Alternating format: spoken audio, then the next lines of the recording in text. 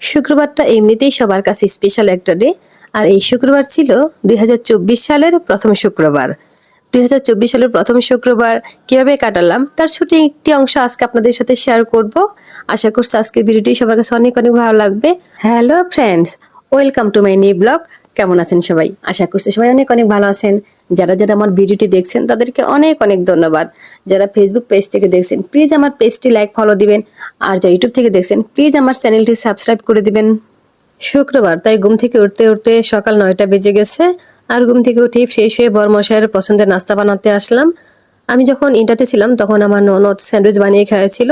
আর সেটা তো আমার বরমশাইয়ের অনেক পছন্দ হয়েছে। সে আমাকে বলছে যে এই স্যান্ডউইচ তুমি দেশিকে আমাকে বানিয়ে খাওয়াবে।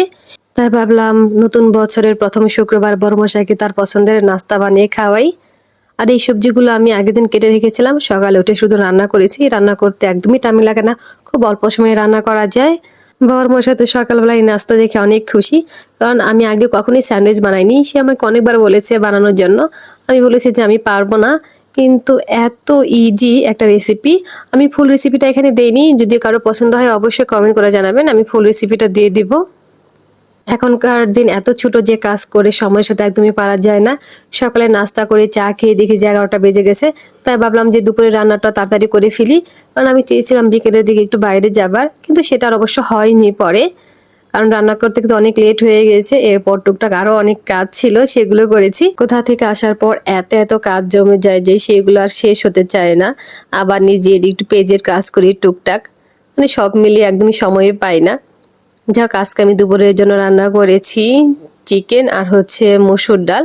অনেক দিন ধরে ইচ্ছা ছিল যে টমেটো দিয়ে একটু মসুর ডাল রান্না করব, কিন্তু সেটা আর করা হচ্ছিল না, কারণ ডাল খুব কম রান্না করা হয়। তা ভাবলাম যে আজকে একটু চিকেন যেহেতু রান্না করছি তাহলে শুধু ডালটাই রান্না করি সাথে।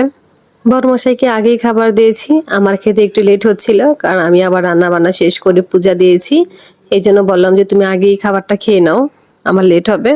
দুপুরে খাওয়া দাওয়া শেষ করে রেস্ট নিয়ে সন্ধ্যার পর আমরা একটু বের হলাম। আর আজকে আমরা কোনো জায়গায় যাব না ঘুরতে, টুকটাক কেনাকাটা করব। ফার্স্ট আমরা চলে গেলাম বেস্ট বাইয়ের দোকানে গার্ডেন চেয়ার কেনার জন্য। ডাক্তার আমাকে অনেক আগে থেকে বলতেছে সকালবেলা 1 ঘন্টা রোদে বসে থাকার জন্য, কারণ আমার ভিটামিন ডি এর অভাব আছে। এর আগে মেডিসিন খেয়েছি, এরপর রোদ থেকে যে ভিটামিন ডি পাই এটা আমাদের জন্য অনেক বেশি ইম্পর্টেন্ট। কিন্তু ঢাকা শহরে কোথায় পাবো রোদ, রুমে তো রোদ আসেই না। তাই ভাবলাম 2টা গার্ডেন চেয়ার কিনে নিয়ে যাই, ছাদে রেখে দিব। সকালবেলা যখনই সময় পাবো তখন গিয়ে একটু বসে থাকবো।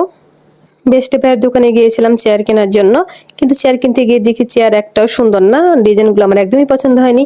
কিন্তু অন্য যা দেখছি সবই আমার পছন্দ হচ্ছে। এটাই হয়, বেস্ট বায়ের দোকানে গেলে যা দেখি তাই পছন্দ হয়ে যায়, কারণ প্লাস্টিকের অনেক সুন্দর সুন্দর আইটেম পাওয়া যায় এখানে। আর শুধু প্লাস্টিকের না, সিরামিক্সের অনেক জিনিস পাওয়া যায় বেস্ট বায়ের দোকানে। অনেক কিছুই পছন্দ হয়েছিল কিন্তু কিনিনি, অনেক কষ্ট করে নিজেকে কন্ট্রোল করেছি। লাস্টে গিয়ে এই ছোট একটা টুল কিনেছি আর বয়রম কিনেছি। বেস্ট বাই শোরুমের অপোজিটে হচ্ছে হ্যাপি মার্ট শোরুম। এই দোকানে অনেক সুন্দর সুন্দর জিনিস পাওয়া যায়। তাই ভাবলাম যে দূরে কোথাও যাওয়ার আগে আমরা এখানটা একটু দেখে যাই চেয়ার। আর এখানে গিয়ে এই কফি কালার চেয়ারটা আমার পছন্দ হয়েছে, আমার বড়মশাইয়েরও পছন্দ হয়েছে। তাই আর কোথাও না গিয়ে আমরা এখান থেকে 2টা চেয়ার কিনে নিলাম। আমি একটাই কিনতে চেয়েছিলাম, কিন্তু আমার বড়মশাই বললো তুমি একাই ভিটামিন ডি খাবে, আমি খাবো না।